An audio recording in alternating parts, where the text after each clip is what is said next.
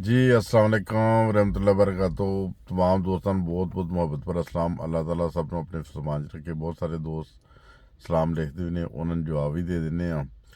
तो इस तरह मैं एक छोटा जिहा मैसेज है कि मैं जेह्ड़े सोशल मीडिया की जी यारी दोस्ती ना सर जी मैं देखता वहाँ मुख्तलिफ ग्रुप देखी दे ने, मुख्तलिफ सोशल मीडिया के फेसबुक के उत्ते।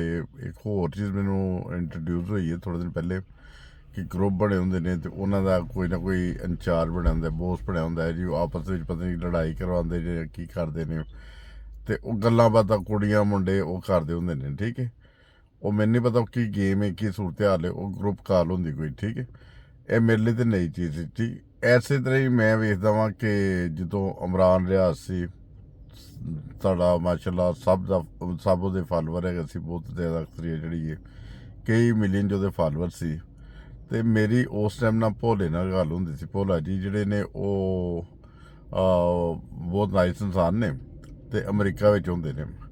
ਮੈਂ ਭੋਲਾ ਜੀ ਨੂੰ ਅਕਸਰ ਕਹਿੰਦਾ ਸੀ, ਮੈਂ ਕਿਹਾ ਭੋਲਾ ਜੀ ਕੋਈ ਗੱਲ ਹੈ ਜੀ ਕਿ ਇਹਦੇ ਬੜੇ ਫਾਲੋਅਰ ਹੈਗੇ ਜੇ ਇਮਰਾਨ ਰਿਆਜ਼ ਦੇ। ਮੈਂ ਕਹਿੰਦਾ ਸੀ ਕਿ ਇਮਰਾਨ ਖਾਨ ਦੇ ਬੜੇ ਫਾਲੋਅਰ ਨੇ, ਇਮਰਾਨ ਖਾਨ ਦੇ ਉੱਤੇ ਲੋਕ ਜਾਨ ਨਿਛਾਵਰ ਕਰਨ ਨੂੰ ਤਿਆਰ ਹੈਗੇ ਨੇ। ਅਤੇ ਭੋਲਾ ਜੀ ਮੈਨੂੰ ਇੱਕ ਗੱਲ ਕਹਿੰਦੇ ਸੀ, ਨਾਮ ਤਾਂ ਉਹਨਾਂ ਦਾ ਭੋਲਾ ਹੈ, ਅਤੇ ਮੈਨੂੰ ਉਹ ਕਹਿੰਦੇ ਸੀ, ਕਹਿੰਦੇ ਗੱਲ ਹੈ ਵੇ ਕਿ ਨਹੀਂ ਮੈਮ ਦਾ ਕਿ ਇਹ ਜਿਹੜਾ ਨਾ ਜਿੰਨੇ ਫਾਲੋਅਰ ਨੇ ਨਾ ਸਾਰੇ ਦੌੜ ਜਾਣੇ ਨੇ। ਇਹ ਸੋਸ਼ਲ ਮੀਡੀਆ ਦੇ ਅੱਜ ਕੱਲ੍ਹ ਨੇ, ਇਹਦੇ ਵਿੱਚ ਜਿਹੜੇ ਮਿਲੀਅਨ ਦੇ ਵਿੱਚ ਫਾਲੋਅਰਸ ਇਮਰਾਨ ਖਾਨ ਦੇ, ਮਿਲੀਅਨ ਦੇ ਵਿੱਚ ਫਾਲੋਅਰਸ ਇਮਰਾਨ ਰਿਆਜ਼ ਦੇ, ਉਹ सूरत हाल कहता कि यह ਜਿਹੜੇ ਨਾ ਜਦੋਂ ਕੋਈ ਮੁਸ਼ਕਿਲ ਵਕਤ ਆਇਆ ਤੇ ਇਹਨਾਂ ਸਾਰਿਆਂ ਦੌੜ ਜਾਣਾ। ਤਾਂ ਮੈਂ ਕਹਿੰਦਾ ਨਹੀਂ ਯਾਰ, ਮੈਨੂੰ ਗਲਤ ਲੱਗਦਾ ਸੀ, ਮੈਨੂੰ ਲੱਗਦਾ ਸੀ ਕਿ ਭੋਲਾ ਜੀ ਗਲਤ ਕਹਿੰਦੇ ਨੇ, ਮਗਰ ਮੈਂ ਕਹਿੰਦਾ ਕਿ ਭੋਲਾ ਜੀ ਠੀਕ ਕਹਿੰਦੇ ਸੀ।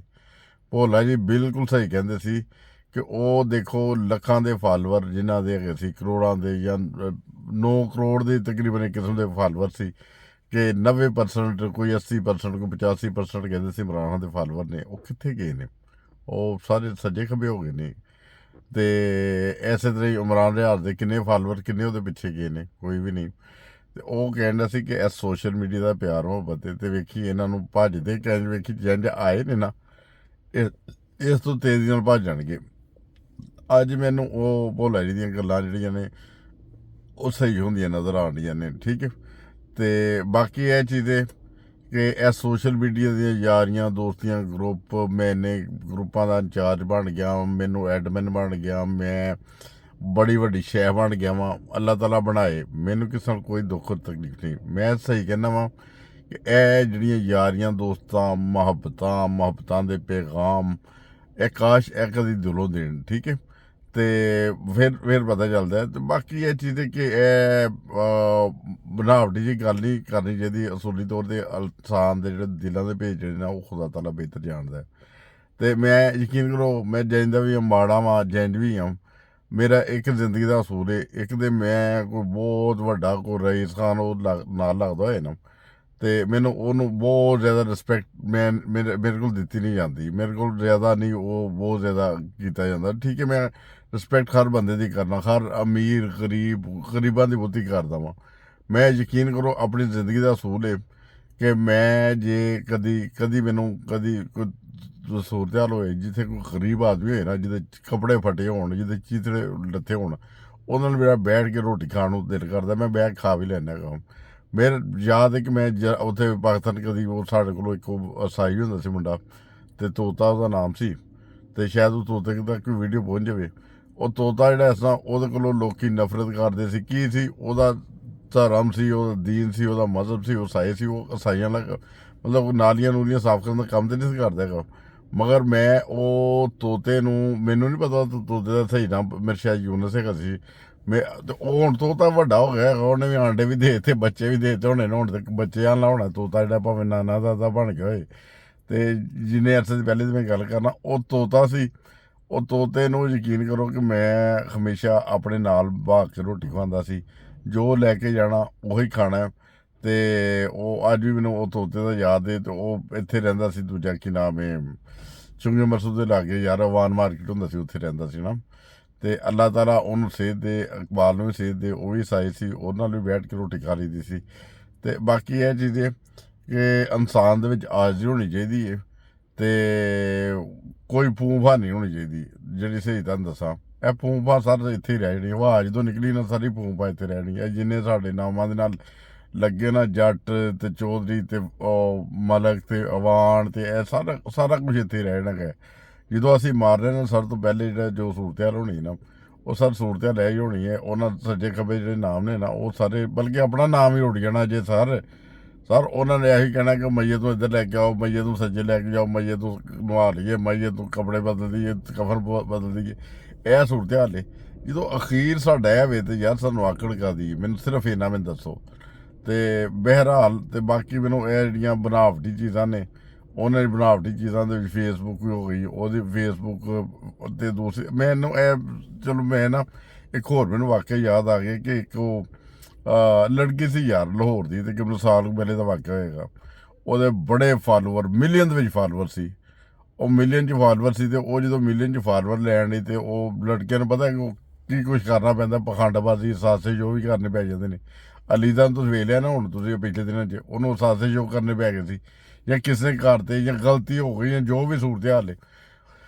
ਉਹਨੂੰ ਮਤਲਬ ਮਿਲੀਅਨ ਦੇ ਵਿੱਚ ਉਹਦੇ ਫਾਲੋਵਰ ਸੀ।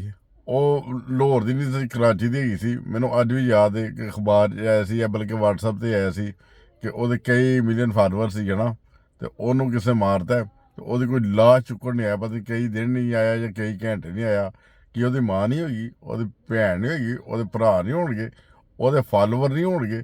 ਉਹਦੇ ਫਾਲੋਵਰ ਹੈਗੇ ਸੀ ਕਈ ਮਿਲੀਅਨ ਦੇ ਵਿੱਚ, ਮਗਰ ਇਹ ਫਾਲੋਵਰ ਸਿਰਫ ਇੰਟਰਟੇਨਮੈਂਟ ਲਈ ਹੁੰਦੇ ਨੇ। ਇਹ ਸਿਰਫ ਇੰਟਰਟੇਨਮੈਂਟ ਦੀ ਹੁੰਦੀ ਦੋਸਤੀ, ਇੰਟਰਟੇਨਮੈਂਟ ਸਾਰੇ ਜਿਹੜਾ ਸਾਨੂੰ ਕੋਈ ਲੋਕ ਬੜੇ ਬੜੇ ਅੱਛੇ ਉਹ ਖਿਲਾਉਂਦੇ ਤਰ੍ਹਾਂ ਕਰਦੇ ਨਾ, ਬੋਲਦੇ ਨੇ, ਗੱਲਬਾਤ ਕਰਦੇ ਨੇ, ਸਾਡੇ ਨਾਲ ਪਿਆਰ ਮੁਹੱਬਤ ਦੇ ਸਹਾਰ ਕਰਦੇ ਨੇ, ਮੈਸੇਜ ਆਉਂਦੇ ਨੇ।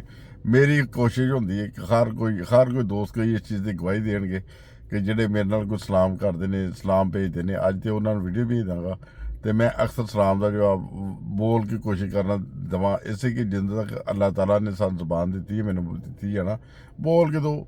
ਕਦੀ ਤੁਸੀਂ ਐਸ ਐਕਸੈਪਟ ਕਰ ਸਕਦੇ ਹੋ ਕਿ ਤੁਹਾਨੂੰ ਕੋਈ 10 ਰੁਪਏ ਜਿਹੜੇ ਹੈ ਨਾ ਬਿਲਫਰਜ਼ੇ ਮਾਲ ਜਿਹੜਾ ਹੈ ਨਾ, ਉਹ 10 ਰੁਪਏ ਚਲੋ ਤੁਹਾਨੂੰ ਕੋਈ ਤੁਹਾਡੇ ਵਾਪਸ ਦੇਣੇ ਹੋਣ ਤੇ ਤੁਹਾਨੂੰ ਮੈਸੇਜ ਕਰ ਦੇ ਕਿ ਤੁਹਾਨੂੰ ਮੈਂ 10 ਰੁਪਏ ਦੇ ਦਿੱਤੇ ਨੇ ਹੈ ਨਾ, ਖਾਲੀ ਮੈਸੇਜ ਦੇ ਹਿਸਾਬ ਨਾਲ।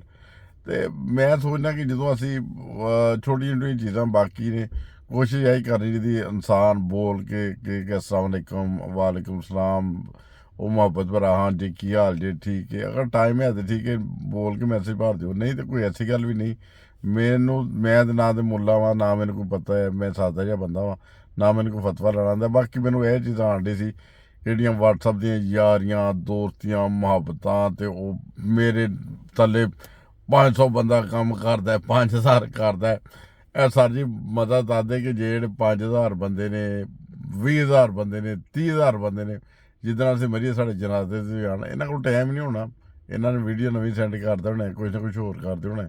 ਹਰ ਇਹ ਭਾਈ ਸਾਹਿਬ ਇਹ ਉਮੀਦ ਹੈ ਕਿ ਜਿੰਦਾ ਤੁਹਾਡਾ ਸਾਹ ਚੱਲਦਾ ਹੈ, ਜਦੋਂ ਸਾਹ ਮੁੱਕਿਆ ਮਰ ਗਿਆ, ਅੱਛਾ ਯਾਰ ਉਹ ਜੇ ਦਿਲ ਜਾਏਗਾ ਤਾਂ ਅਫਸੋਸ ਕਰ ਲੈਣਗੇ, ਨਹੀਂ ਤਾਂ ਬਾਅਦ 'ਚ ਸ਼ੁਰੂ ਹੋ ਜਾਏਗਾ ਕੰਮ ਜਿਹੜਾ ਕਿ ਪ੍ਰੋਗਰਾਮ। ਜੈਸਾ ਇਮਰਾਨ ਖਾਨ ਦੇ ਲੱਥਾਂ ਤੋਂ ਬਾਅਦ ਜਾਂ ਜੋ ਵੀ ਸੂਰਤ ਹਾਲ ਤੋਂ ਉਹਦੀ ਨਹੀਂ ਉਹ ਕਰਦੇ ਪਏ ਹੈਗੇ ਕਿ ਕੋਈ ਕਹਿਣ ਦੇ ਨੇ ਉਹ ਇੰਜ ਸੀ ਤੇ ਇੰਜ ਸੀ ਤੇ ਇੰਜ ਸੀ ਹੈ ਨਾ।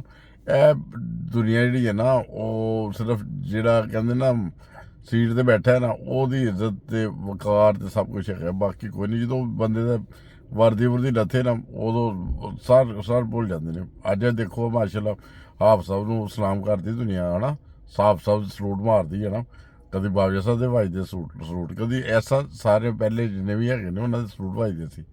ਕਿਸੇ ਦੀ ਜ਼ਰੂਰਤ ਨਹੀਂ ਸੀ ਹੁੰਦੀ ਕਿ ਬੰਦਾ ਉਹ ਕੋਈ ਗੱਲ ਕਰੇ ਉਹਨਾਂ ਨੂੰ ਨਾ। ਹੱਥ 'ਚ ਸੋਟੀ ਹੈਗੀ ਸਨ, ਡੰਡਾ ਫੜਿਆ ਸੀ ਹੈ ਨਾ। ਤੇ ਹੁਣ ਜਦੋਂ ਬਾਜਵਾ ਸਾਹਿਬ ਦਾ ਸੁਣਿਆ ਕਿ ਡੰਡਾ ਛੁੱਟ ਗਿਆ ਨਾ, ਤੇ ਲੋਕੀ ਲੱਗੇ ਨੇ ਬਾਜਵਾ ਸਾਹਿਬ 'ਚ ਕੀੜੇ ਕੱਢਣ। ਤੇ ਜਿੱਦਣ ਕੱਲ੍ਹ ਨੂੰ ਹਾਫ ਸਾਹਿਬ ਨਿਕਲੇ ਉਦੋਂ ਹਾਫ ਸਾਹਿਬ ਦੇ ਕੀੜੇ ਵੀ ਕੱਢਣੇ ਸ਼ੁਰੂ ਕਰ ਦੇਣਗੇ ਲੋਕਾਂ ਨੇ। ਜੋ ਵੀ ਸੂਰਤ ਹਾਲ ਹੈ ਅਜੇ ਖੁੱਲ੍ਹ ਕੇ ਨਹੀਂ ਆਉਣ ਦੇ ਸਾਹਮਣੇ, ਮਗਰ ਇਹ ਜਿਹਦੇ ਕਿ ਇਨਸਾਨ ਜਿਹੜਾ ਨਾ ਕਿਸੇ ਕੋਲ ਮੁਤਮੀਨ ਨੇ 100% ਤੇ ਨਾ ਜੋ ਵੀ ਸੂਰਤ ਹਾਲ ਹੈ ਤੁਹਾਡੇ ਸਾਹਮਣੇ ਹੀ ਹੈ। ਉਹ ਅਗਰ ਕੋਈ ਕਿਸੇ ਵਜ੍ਹਾ ਤੋਂ ਅਗਰ ਕੋਈ ਨਹੀਂ ਗੱਲ ਕਰ ਰਿਹਾ, ਕੋਈ ਬਾਤ ਨਹੀਂ ਕਰ ਰਿਹਾ, ਤਾਂ ਉਹਨੂੰ ਸ਼ਾਇਦ ਤੁਹਾਡੇ ਨਾਲ ਕੋਈ ਮਤਲਬ ਹੋਏ, ਸ਼ਾਇਦ ਉਹ ਤੁਹਾਡੇ ਕੋਲ ਡਰਦਾ ਹੋਏ, ਸ਼ਾਇਦ ਉਹਨੂੰ ਤੁਹਾਡਾ ਕੋਈ ਉਹ ਦੀ ਲਿਹਾਜ਼ ਹੋਏ।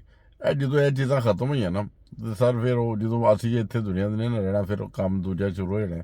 ਫਿਰ ਭੱਠਾ ਗਰਮ ਉਹ ਤੇ ਉਹ ਗੀਬਤ ਦਾ ਤੇ ਉਹ ਤੇ ਇੰਜ ਸੀ, ਉਹ ਤੇ ਇੰਜ ਸੀ, ਉਹ ਤੇ ਇੰਜ ਸੀ। ਬਹਿਰਹਾਲ ਅੱਲਾਹ ਤਾਲਾ ਤੁਹਾਨੂੰ ਸਭ ਨੂੰ ਆਪਣੇ ਫਜ਼ਲ ਨਾਲ ਸਿਹਤ ਦੇ, ਤੰਦਰੁਸਤੀ ਦੇ, ਸਾਡੀਆਂ ਦੁਆਵਾਂ ਤੁਹਾਡੇ ਨਾਲ ਨੇ ਤੇ ਜੁੜੇ ਰਹੋ ਸਾਡੇ ਚੈਨਲ ਦੇ ਨਾਲ। ਅਗਰ ਟਾਈਮ ਹੈ ਤੇ, ਨਹੀਂ ਤੇ ਕੋਈ ਐਸਾ ਮਸਲਾ ਨਹੀਂ। ਅਸਲਾਮ ਵਾਲੇਕੁਮ।